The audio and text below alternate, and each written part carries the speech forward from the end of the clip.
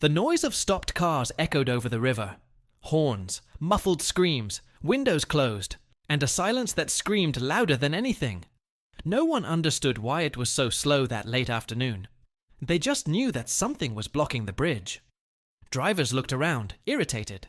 But then, among all the rushing faces, a man opened the car door and got out. Firm steps, too calm for chaos. He didn't wear a uniform. He didn't carry medals. But on his face, there was something that no one there could ignore.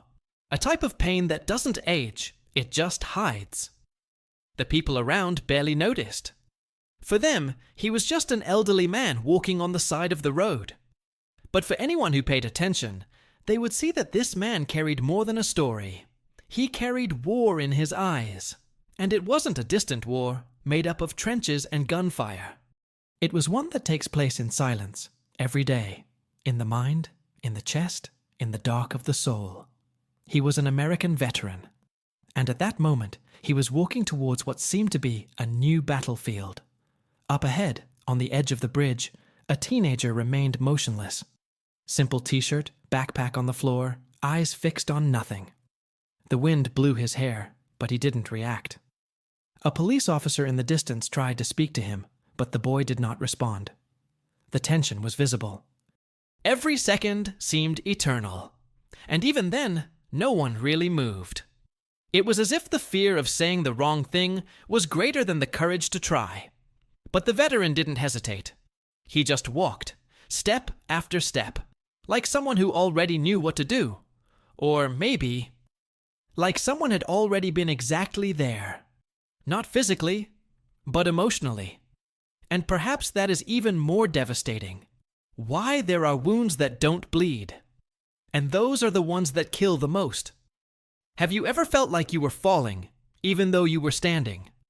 Perhaps this is the question that hovered between the two, even though it was never said. The man didn't run. He didn't raise his voice. He didn't ask for help. It just got close enough to be heard. And yet, his silence said more than 1,000 words. The bridge was still surrounded by strangers, but only 2 hearts were beating strong at that moment. The boys, about to give up. And the veterans, trying to remind him of the value of his own life. And that, my friend, it goes far beyond a nice gesture. This is what it really means to save someone. Do you know someone who has been on the edge? Maybe without anyone noticing. Stay with me until the end of this story. Because what you're going to hear now may touch you more than you imagine. That late afternoon, 2 worlds so far apart were about to collide. Not with violence, but with humanity.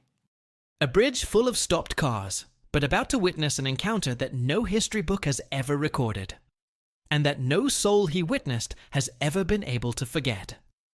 The boy was still there, motionless, as if his feet had melted into the concrete of the bridge. The veteran stopped a few steps away from him. He didn't ask his name or what was happening. It just stayed there. Present. The wind blew stronger at that moment, carrying with it what seemed to be that young man's last thread of hope. The cars continued to stop. The horns died down, but no one dared to intervene. It was then that the man, with a hoarse and low voice, began to speak. Without beating around the bush. No flourishes. He spoke of the night he himself thought about ending it all, from the day he returned from the war, and realized that the cruelest battle was not against bombs or bullets, but against the void, against loneliness, against the silence inside the head. He said there was a time when waking up was the worst part of the day. That he walked the streets, saw children playing, families smiling, and felt like he was on the outside of life. Who smiled out of politeness, but cried inside. Who looked in the mirror and barely recognized himself. And yes, you've already thought about jumping too. The boy didn't say anything, but his shoulders were shaking. It was as if the veteran's every word cut through layers of pain that no one had ever been able to reach. That pain that is not seen in exams, that does not have a certain diagnosis, that many call weakness, but that in fact is the unbearable weight of living without hope. And here, let me ask you something, from heart to heart. Have you ever felt this weight too? Have you ever carried pains that no one around you seemed to notice? If at any point this story touched you, if you've seen someone going through this, or experienced it yourself, comment below. Write what you felt, what you thought. Sometimes what you share may be exactly what someone else needs to read today to keep them from giving up. And if this type of content really touches you, leave a like. It seems like a small gesture, but it shows that this story made sense to you and helps YouTube understand that more people need to hear this.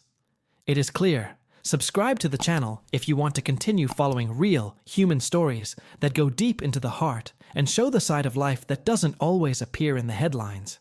Here, each video is made with soul. And your presence here is what keeps it all alive. On the bridge, the wind was no longer so cold. The veteran stopped talking. Silence returned, but it was another silence. A silence filled with something new. Something that, until that moment, seemed impossible to feel. The boy barely moved. His slender fingers pressed hard on the edge of the bridge, as if that were the only thing that still kept him between the world of the living and the silent abyss that called to him below. The backpack thrown to the side, crumpled and dirty, seemed to tell a story that no one there had cared to hear. A bitten piece of bread, a torn notebook, a headphone wrapped around itself. It was the small details that gave away what his eyes were already screaming. He was tired. Not from a bad day, but a lifetime of trying to resist. The veteran stopped a few meters away, respecting that fragile space between fear and giving up. He knew that one false step could break what little was left of that boy's balance. And I also knew that, inside, that boy had been falling for a long time. The wind was blowing stronger now. The horns had stopped, as if the world had held its breath along with him. Below, the river continued its course, indifferent to the tragedy about to happen. But there, up there, two souls were about to recognize each other. The boy was sweaty. Her face was red, not just from crying, but from the effort of not collapsing. The legs were shaking. The t-shirt, a little bigger than his size, swayed in the wind as if it wanted to take him away once and for all. And it was in that instant, in that second as small as it was eternal, that he looked to the side, and he saw a man standing there. A stranger. An elderly man, apparently ordinary. But the eyes said something else. They didn't judge. They didn't threaten. They didn't try to convince. They were just there, present, filled with an old but recognizable pain. The veteran didn't say, "Get down from there." He didn't ask, "What's going on?" Nor did he try to offer empty promises.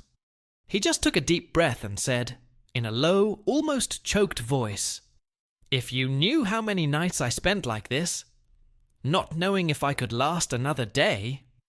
The boy didn't respond, but the look faltered. And that alone was progress. The veteran approached a little closer, slowly, and he started talking.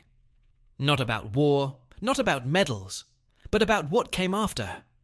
About the days he came home and everything seemed the same, except him. About waking up in the middle of the night covered in sweat, not knowing where you were. About the noises that no one else heard. About the smell of gunpowder that, even years later, still seemed to live inside the nose. About the weight of carrying an entire body when the soul had long ago given up. She said that she often smiled just to not worry anyone. Who attended birthdays, baptisms, graduations? As if he were there. But it wasn't. He was distant, like someone watching life go by from a hidden place, like someone observing the world from behind fogged glass. And that, on one of those ordinary days, he also walked to a bridge. The boy was now crying silently, and each tear was as if it washed away a little of the dust that time had left on his heart. There was no moral lesson. There was no beautiful speech. Just naked truths, spoken sincerely. I know what it's like to not be able to take it anymore. I know what it's like to feel invisible, like you're screaming all the time and no one hears. Like everything around you has lost its meaning, and the world is too busy to notice. I was there too, right there, thinking there was no turning back. The words came out as whispers, but they carried the weight of an entire war. And as smooth as they were, they cut deep.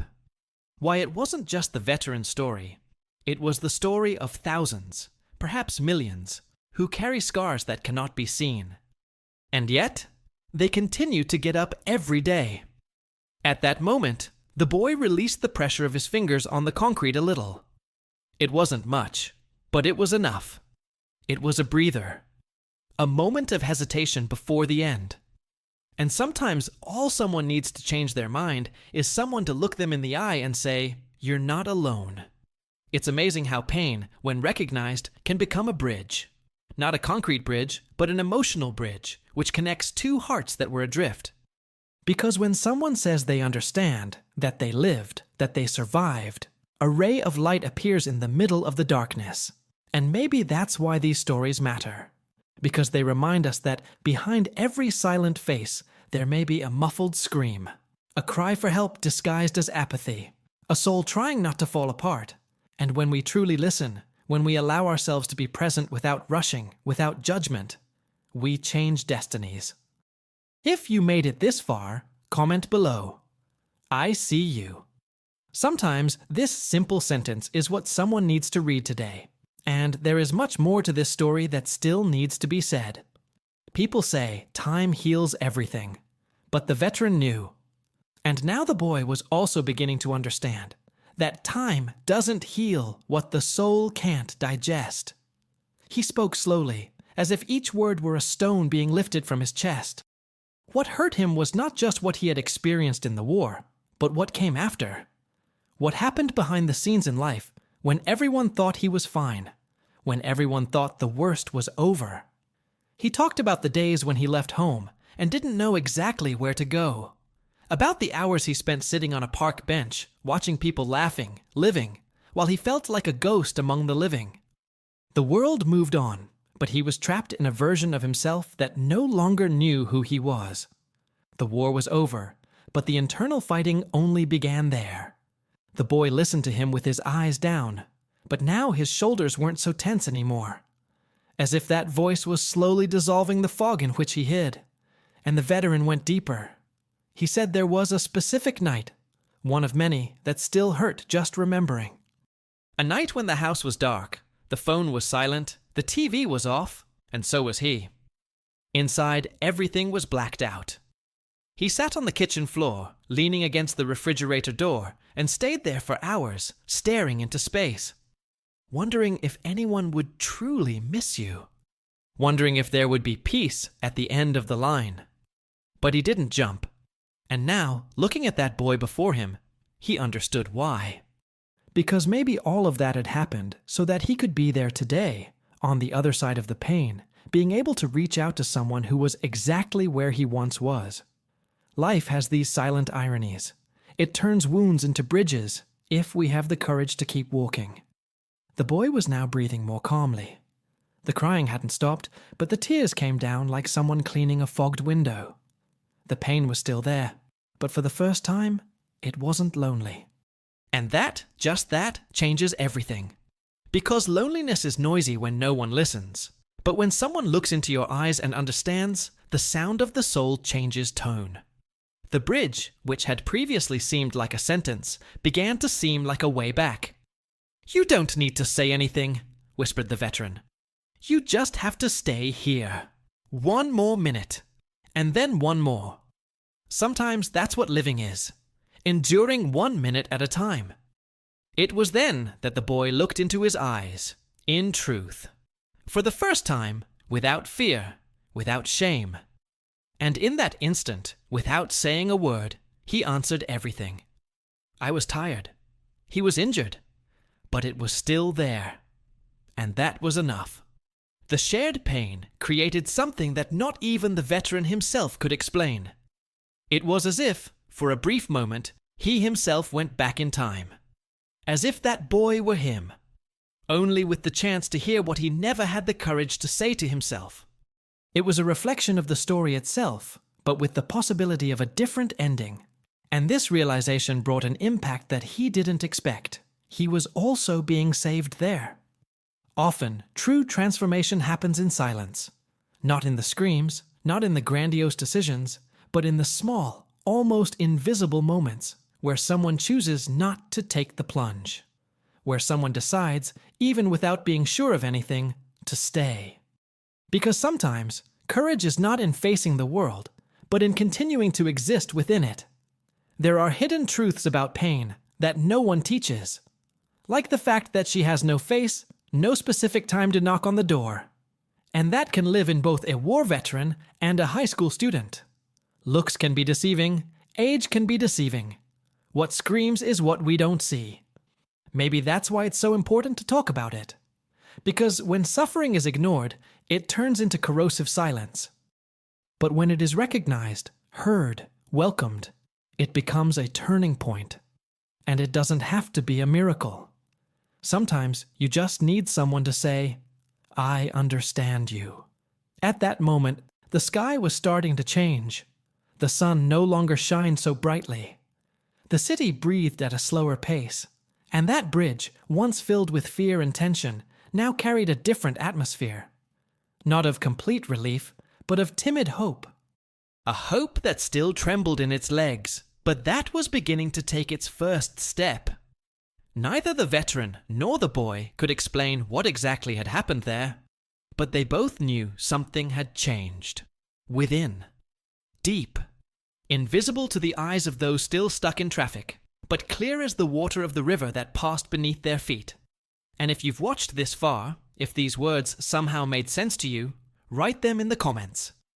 I'm still here. Because that, in the end, is all that matters. There is something in this story that still needs to be revealed. The sound of the world seemed distant. The flow of the city continued below. Horns, sirens, the laughter of children somewhere, random conversations in muffled cars.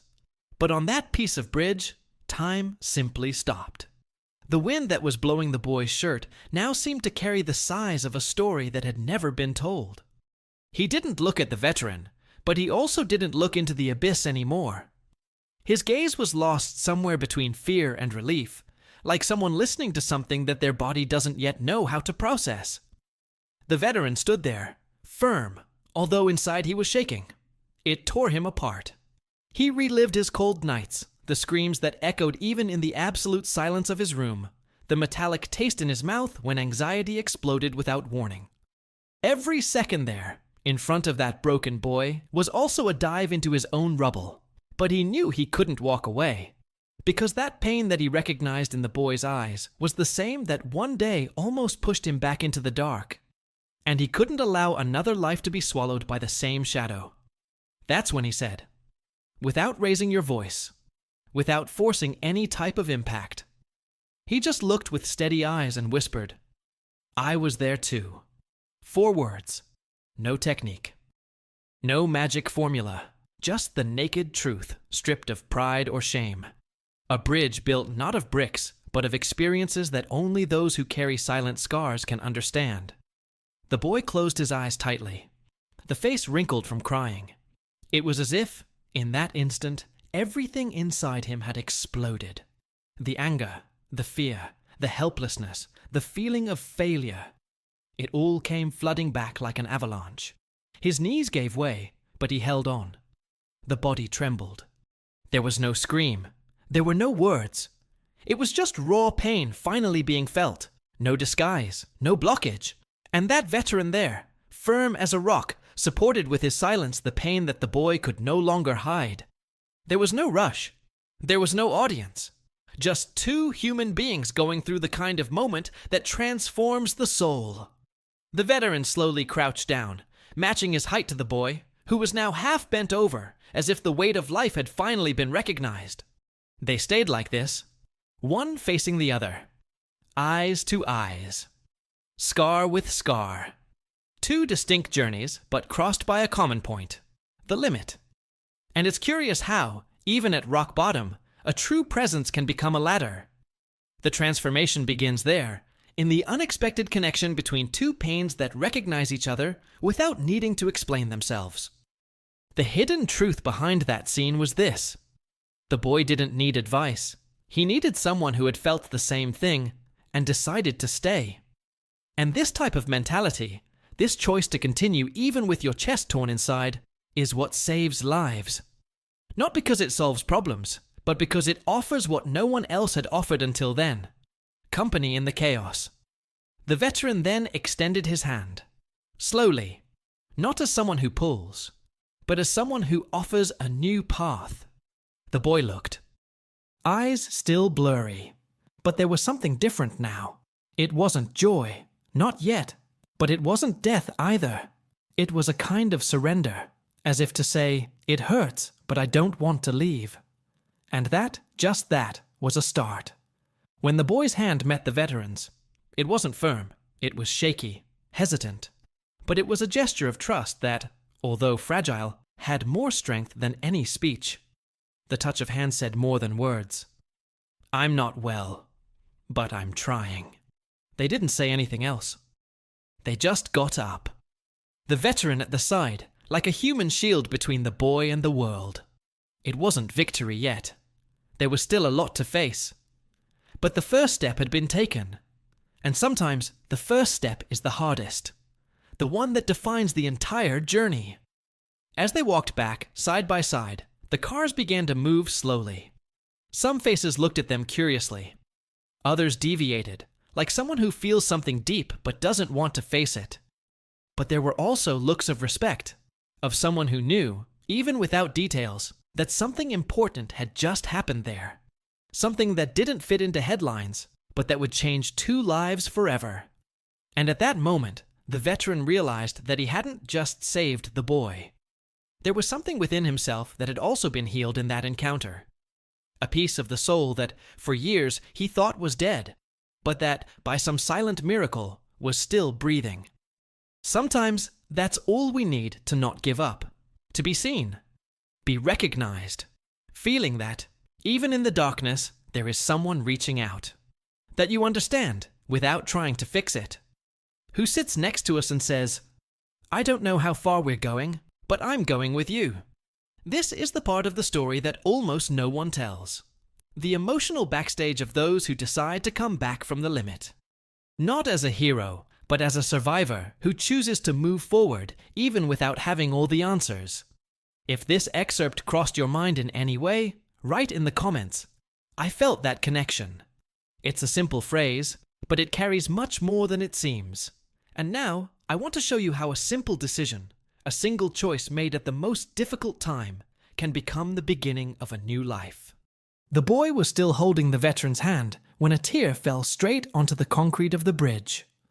It wasn't the first of the day, but it was the heaviest. That tear wasn't just sadness. It was exhaustion, confession, liberation. It was as if the body, after resisting for so long, had allowed a small, silent collapse.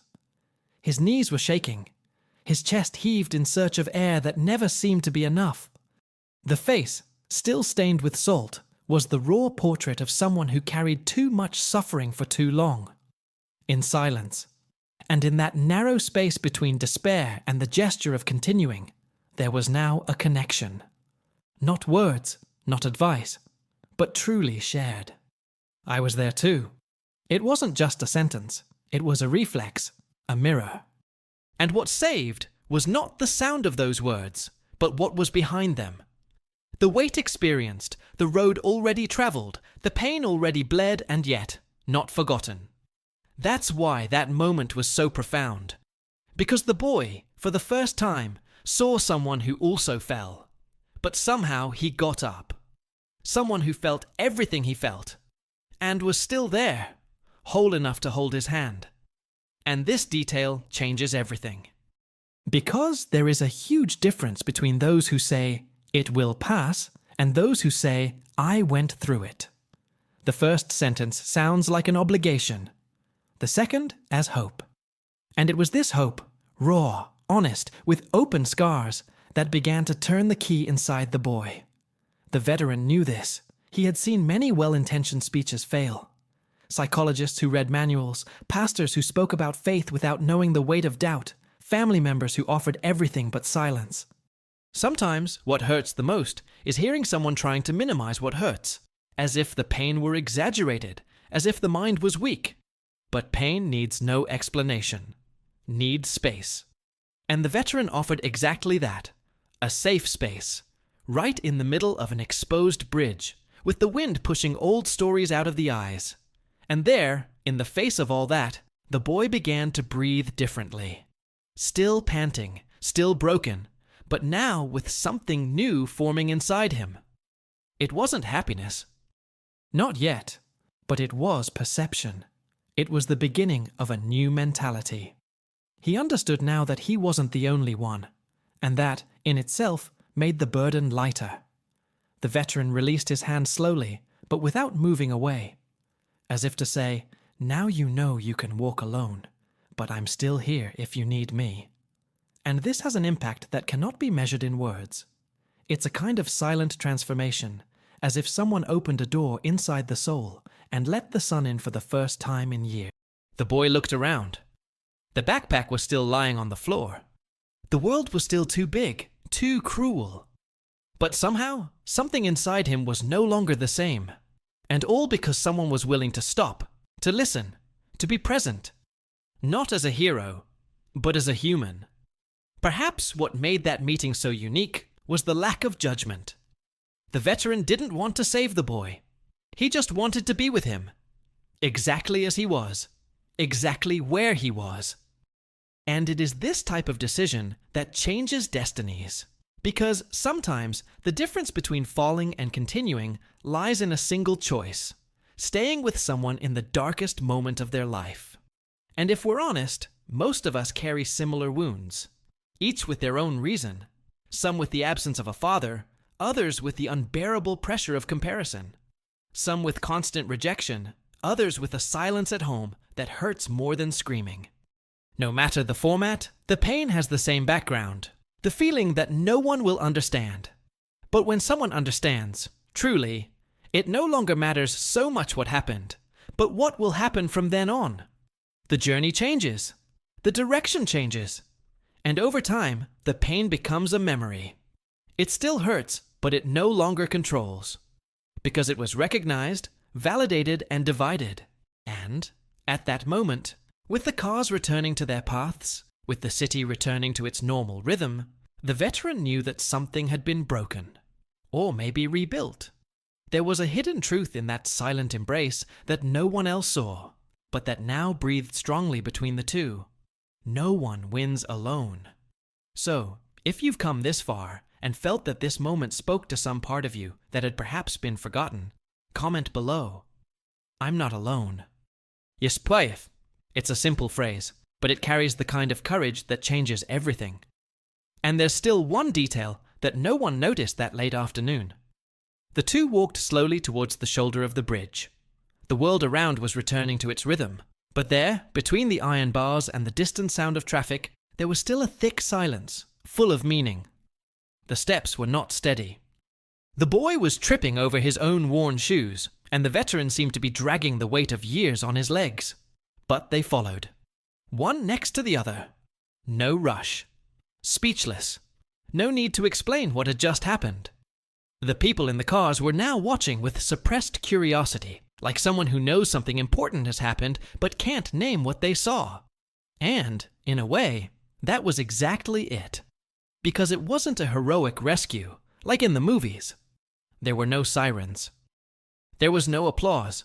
He only had divided pain, respected silence, and a courageous decision to continue. Live another day.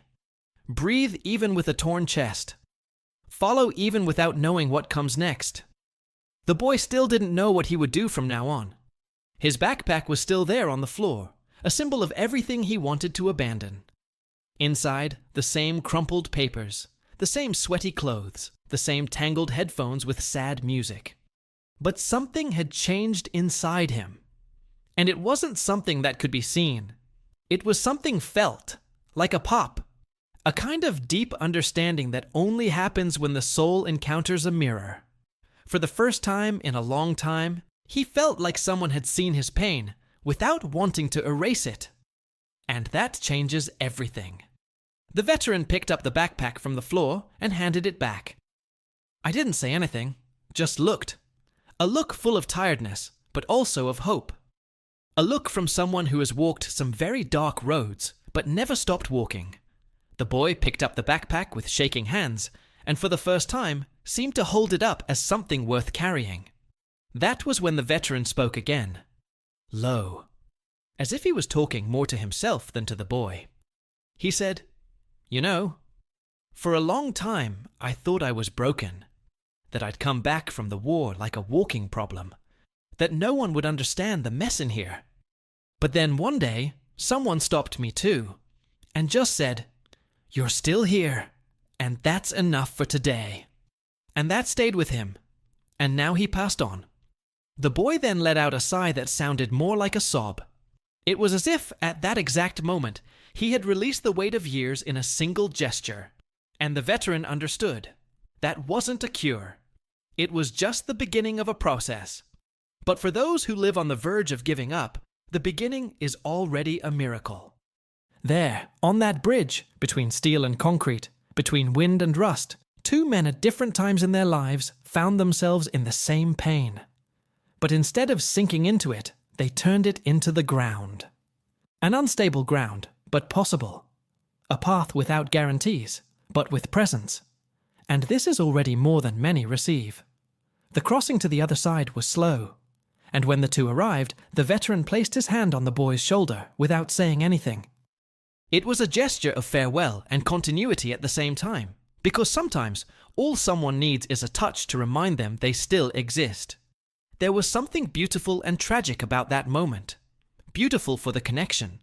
Tragic because it should never have to come so close to the end to finally be heard. But that's the hidden truth behind a lot of people out there. They don't want to die. They just want the pain to stop. And if no one listens, if no one sees, silence becomes a scream.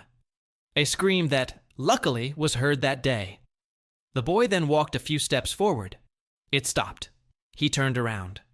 And for the first time, he spoke. Just one sentence, almost inaudible, but with the weight of a lifetime. He said, "Thank you for not giving up on me." And the veteran only responded with a slight nod, like someone who knows that words would be too small in light of all that. Perhaps no one that day understood what really happened there, but two lives were touched. Two journeys, previously parallel, were now linked by something that not even time will erase. Write it in the comments. This bridge won't defeat me. Because sometimes that's exactly what keeps us moving forward. Remembering that someone also crossed and survived. There is something that still needs to be told about what happened afterwards. That night, the sky had no stars. The clouds covered everything, as if the entire universe was silent, respecting what had happened hours before.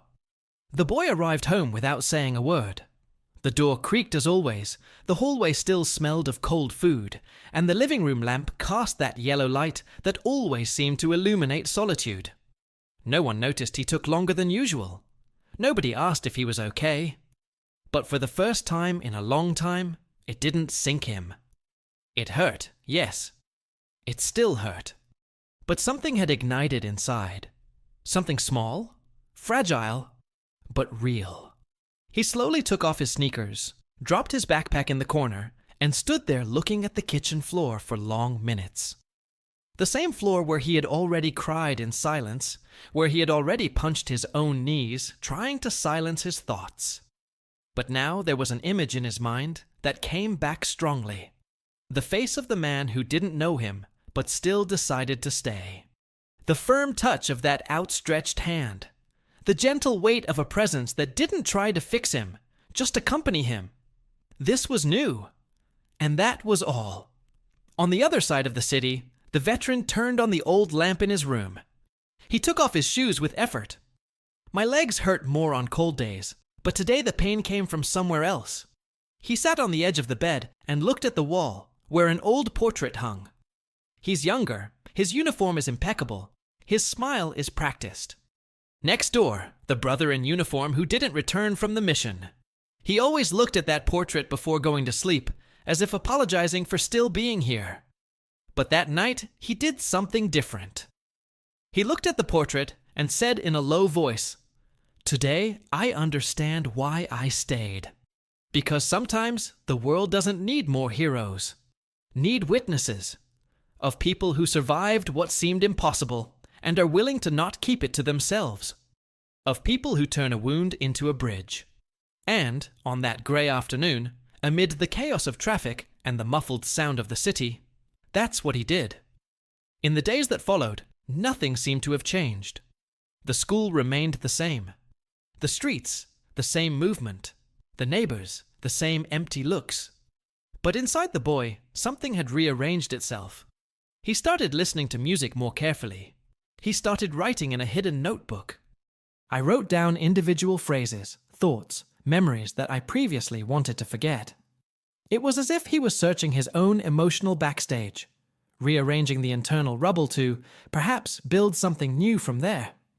For the first time, he considered the possibility of having a future, and that was huge. The veteran, contrary to what one would imagine, did not feel victorious.